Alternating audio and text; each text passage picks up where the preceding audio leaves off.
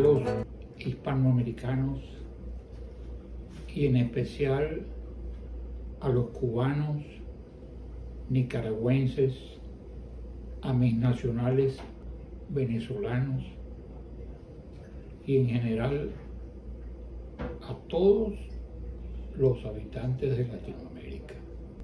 El tema de hoy es las torturas que se hacen en Venezuela y la riqueza de Maduro evidenciada por sus últimos viajes. En el caso de las torturas, el tema es obligante por la inminencia del fiscal Khan del Tribunal de Derechos Humanos, sustanciado como ha sido debidamente el respectivo expediente y formulada la acusación. Evacuadas muchas de las pruebas que necesariamente correspondió a fugitivos, personas torturadas e inclusive a testigos de situaciones ocurridas en los calabozos del Servicio Bolivariano de Protección del SEBIN y a las ergástulas llamadas Boleíta y La Tumba en Venezuela, en Caracas, y además las distintas ergástulas o cárceles que enriquecen la literatura carcelaria con métodos mucho más sofisticados y modernos que los usados en la Rotunda por Juan Vicente Gómez. En todo caso, me tomo un café de tierras de Sabaneta, tierras de uno de los multimillonarios de la familia Chávez, excelente café. Paso a tratar el tema de la cesión del territorio venezolano. Insólito que el territorio venezolano ha sido cedido en parte a Irán, en parte al ELN, a la guerrilla de la Liberación Nacional. Y respecto de Irán, lo que le interesa a Irán, la zona del hierro, la zona donde está el uranio, porque ya es ancestral que de Ahmadinejad recibió uranio del avión presidencial venezolano en la oportunidad de la vida de Chávez. El gran poeta comunista Carlos Augusto León, mi profesor, conjuntamente con su cónyuge Lupe de León, en el Liceo Andrés Bello de Caracas, en la época en que se estaba dividiendo el país en norte y sur, y me refiero a Corea, que aún continúa esa odiosa división entre la democracia del sur y la dictadura de los payasos, de cuyo nombre no quiero acordarme por la dificultad de expresarlos en coreano o en chino, pero desde luego me refiero a Corea del Norte. En todo caso, él en su poemario señala: imaginad que un día una demente espada el mapa de la patria dividiera. Hasta aquí Venezuela, hasta mitad del llano, o mejor, que el Orinoco sea su frontera. Yo digo que Guayana sería más que nunca Venezuela. ¿Qué diferencia Esos comunistas como Carlos Augusto León, Pablo Neruda, Eduardo Gallego Mancera, el médico apóstol del Valle, el gran litigante Ernesto Silva Tallería y el candidato presidencial comunista Gustavo Machado, con estos miembros del Foro de Sao Paulo, que dirige Lula da Silva. Lula da Silva logró su libertad por un detalle técnico del expediente, pero desde luego la llamada Operación Lavallato y todo lo que sustrajo Lula, aquel obrero rico de Sao Paulo, quedó en los expedientes y Lula es el gran jefe del Foro de Sao Paulo. Ha tratado de hacer una operación de lavado de innombrables que se abstenían de estar en foros latinoamericanos por el temor de que los alcanzase la justicia de los Estados Unidos de América. ¿Qué diferencia esos comunistas con los comunistas con que yo andaba en la época de la lucha contra Pérez Jiménez, que eran, como dicen los, que éramos, como dicen los pavos, uña y sucio, con Chela Vargas, con su marido José Rafael Núñez Tenorio, con Pompeyo Márquez, con Guillermo García Ponce? ¿Qué diferencia con esta gente del Foro de Sao Paulo? ¿Qué diferencia con Lula? ¿Qué diferencia con Maduro? ¿Qué diferencia con los peronistas clásicos argentinos y los modernos? Están, y se puede decir, está la Kirchner, y en Chile, por ejemplo, que es un país tradicional de gran decencia cívica, ¿qué diferencia con Boric, por ejemplo, que salva la situación de Latinoamérica al diferenciar a Maduro con un dictador y el considerar como lacayo, como la calle, que su presencia en la reciente reunión de Brasil es decididamente inexcusable?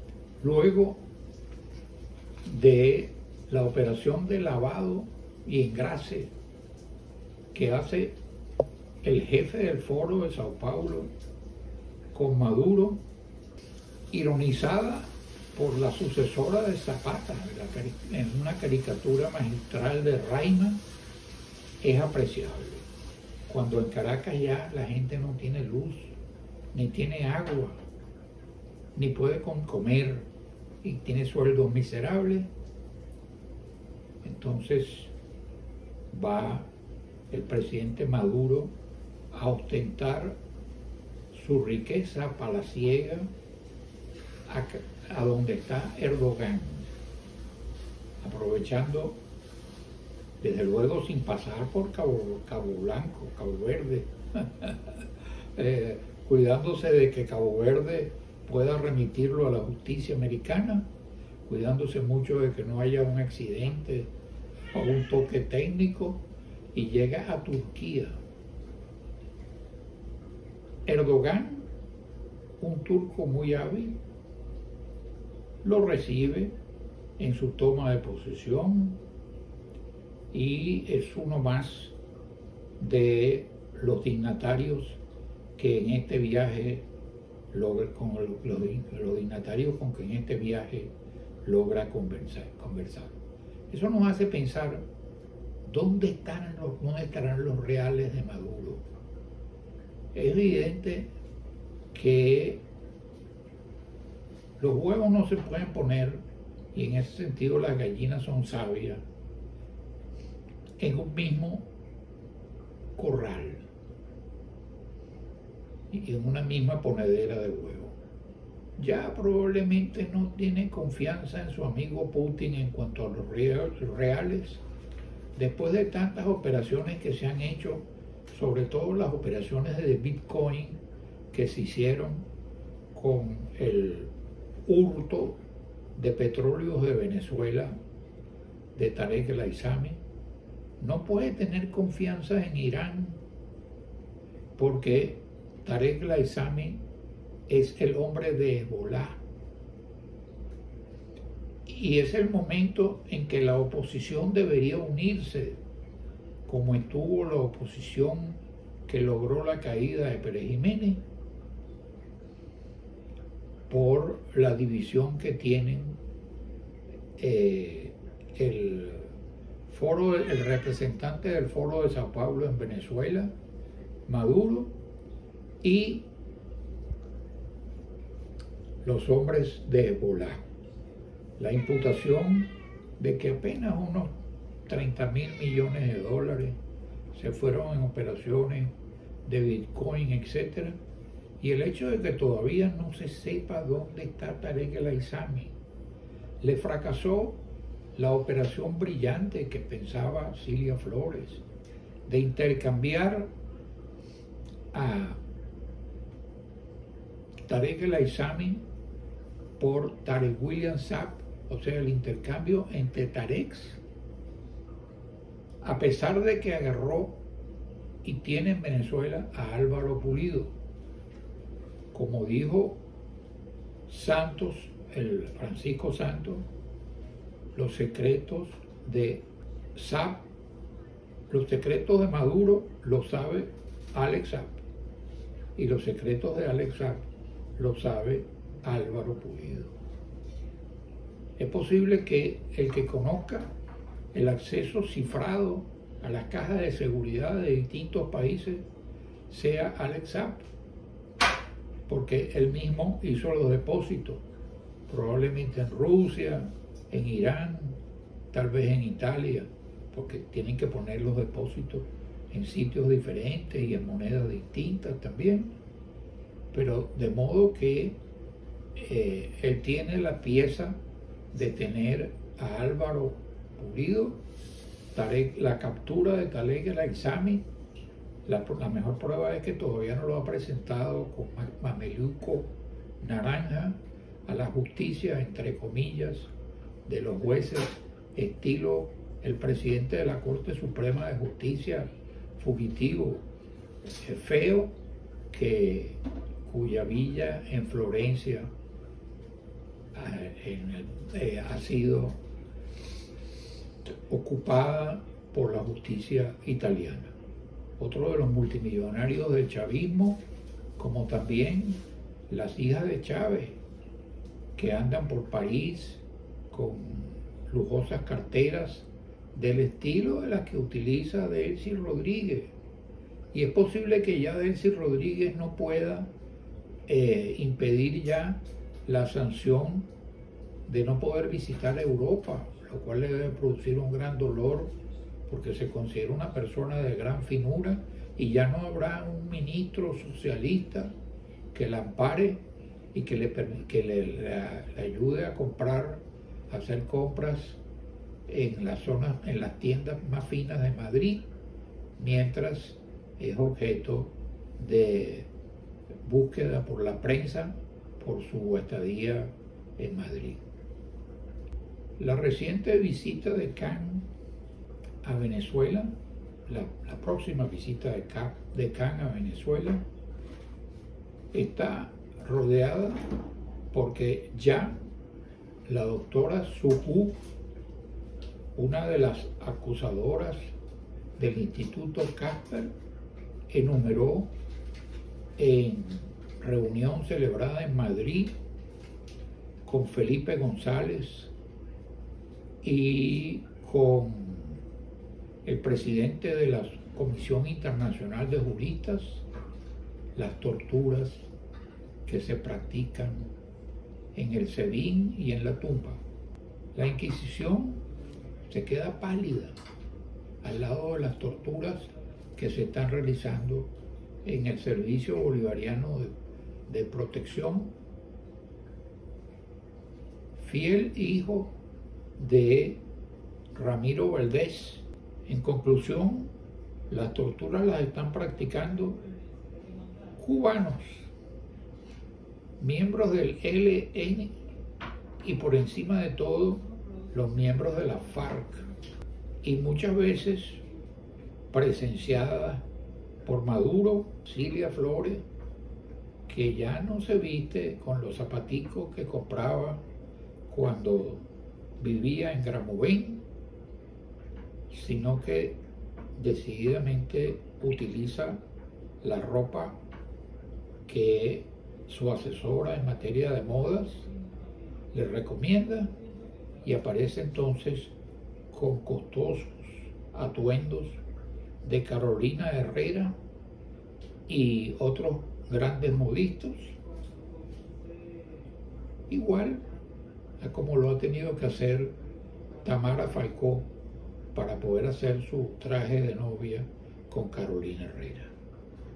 En esa reunión del Instituto Casbah está también Felipe González.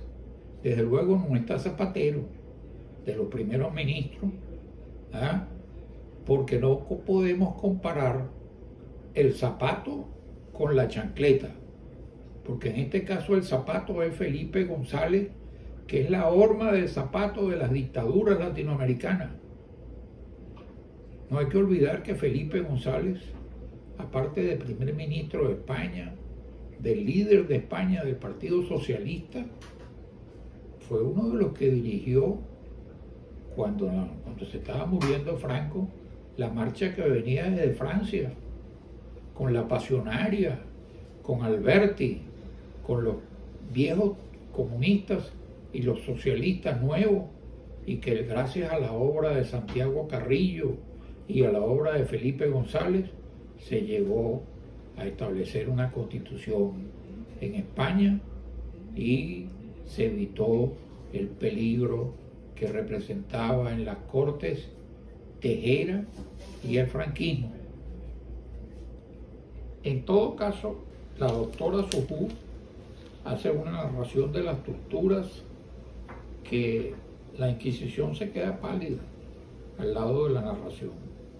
Hay una gente que la paran permanentemente día y noche en una especie de caja de muñecas.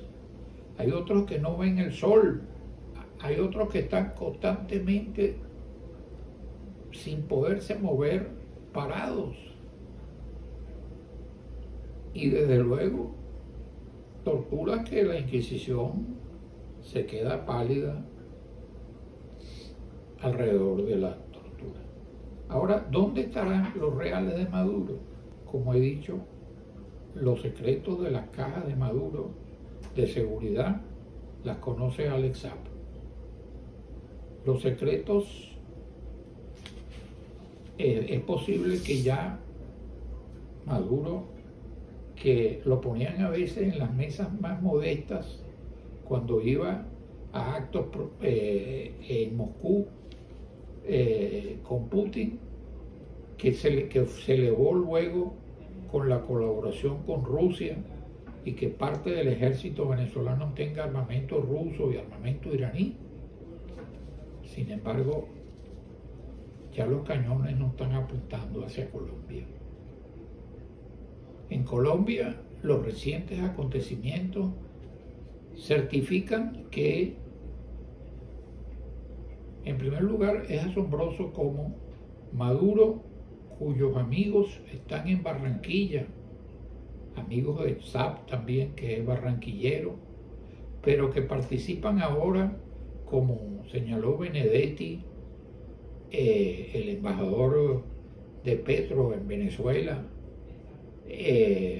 con las operaciones de narcotráfico de Maduro con un tal Euclides, pues, sin embargo, Maduro no se atreve a ir a Colombia. Porque en Colombia hay una mezcla de guerrilla, Estado de Derecho, una mezcla híbrida, y de un fiscal que sabe lo que es el Estado de Derecho, que cumpliría la orden de captura de Maduro, la orden internacional que hay, de modo que Maduro no traspasa, no llega a Cúcuta, donde se decían que había nacido. No, yo creo que ha nacido en Venezuela, pero no se atreve porque sabe, como dijo Francisco Santos, que en Colombia en este momento hay un fiscal en pugna con el hombre que se financió con los dineros de Maduro y del narcotráfico, al igual que lo hizo Samper, y que hoy está en Cuba. Me refiero, con todo respeto, al presidente Petro. El momento de una posible caída de Maduro significa que están dados todos los elementos. En primer lugar, está dividido ese socialismo, comunismo, foro de Sao Paulo, entre los iraníes y